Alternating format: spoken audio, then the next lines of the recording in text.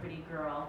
It takes place in my book is in the 80s. There's no magic or anything. There's a lot of grit, but there's a lot of cool stuff.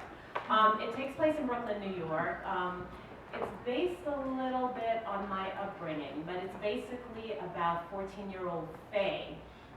And the title has to do with, Faye is involved in what I would call maybe reverse bullying. Basically, she comes from a home atmosphere where there's abuse, and she doesn't consider herself one of the attractive girls. You know, she doesn't have the cool clothes. Her mom buys her sneakers out of the value bin at like Kmart.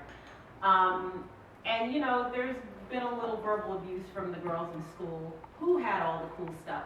So Faye and her friends take it up onto themselves to basically harass these cool, pretty girls, mug them, take their money, do that kind of stuff. What happens is, in a twist of fate, they end up mugging an 80-year-old woman because they think they're going to get a big score from her, who used to be a former movie star, and things go horribly, horribly wrong. A couple of things about my novel. I think a couple of the underlying themes are, no matter the cards that you've been dealt, you can change your life.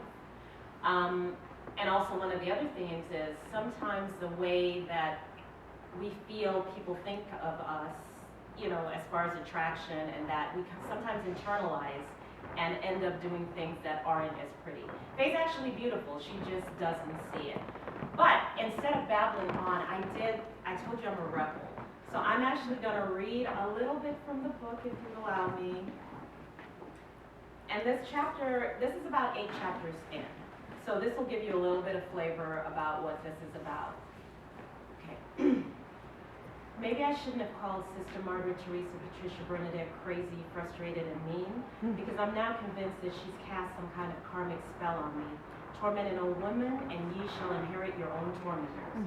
Or maybe my crazy old grandfather on Mama's side was right about God not liking ugly. It's only been a day since everything happened with that old lady, but not one thing has gone right since then. And this has to be the worst by far, me stumbling in on that robber.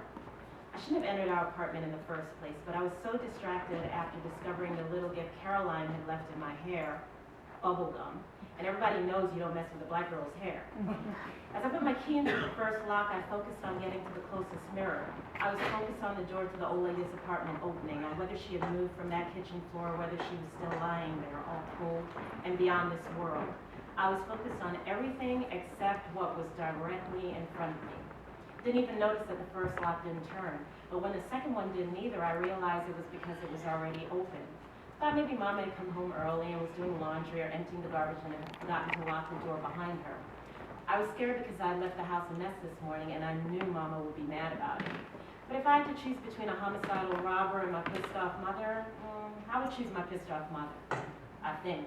By the time I realized something was wrong, I'd come too far into the apartment. I walked past a small hall leading to the bathroom, but I didn't look in that direction. It wasn't until I got to Mama's bedroom door that things began to sink in. See, Mama always locks her door when she leaves in the morning.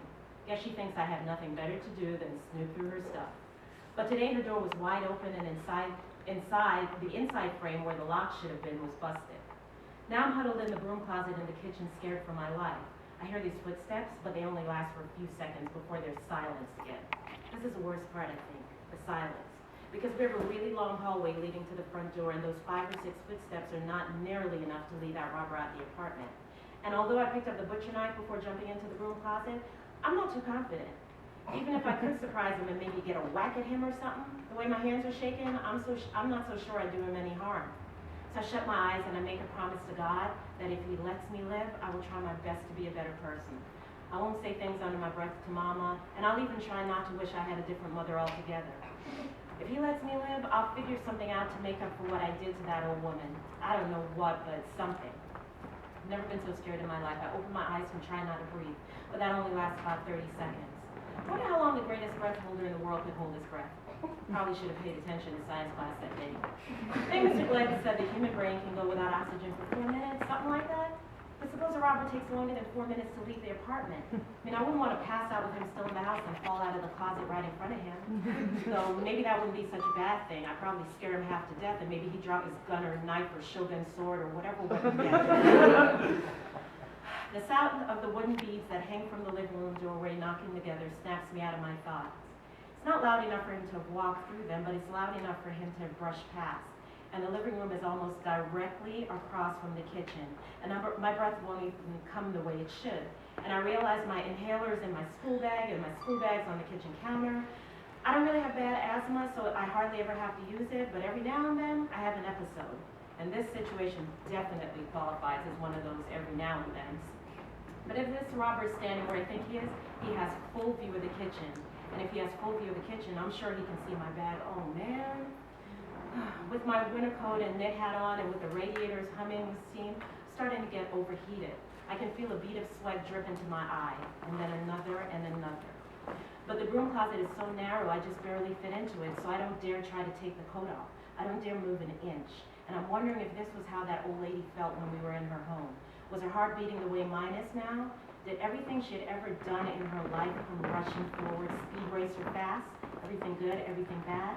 And so I try to go to my calm place. I try to think of Michael Jackson again and the words to Billie Jean. Remember, this is the 80s.